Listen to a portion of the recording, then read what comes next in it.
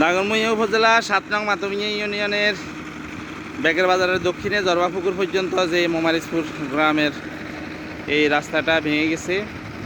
অবশেষে এখানকার কাজ চলমান, কয়েকদিন আগে থেকে কাজ শুরু হয়েছে। যদিও আমি আজকে আসছি এই ড্রেজার মেশিন থেকে, এখান থেকে ওই অংশের বালিটা সরানো হইতেছে।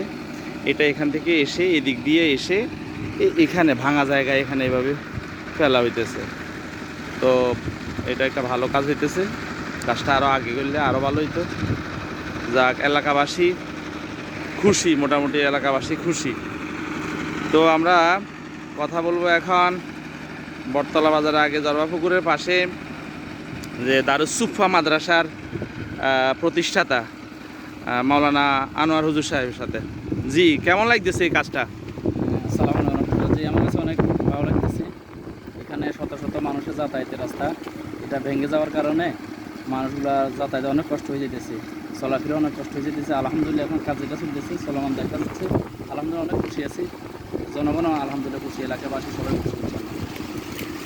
তাহলে আমরা শুনতে পারলাম, বুঝতে পারলাম যে এলাকার মানুষ খুশি, একটা প্রতিষ্ঠানের প্রতিষ্ঠাতা পর্যন্ত খুশি।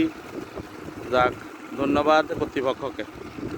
আসসালামু আলাইকুম রহমতুল্লাহ।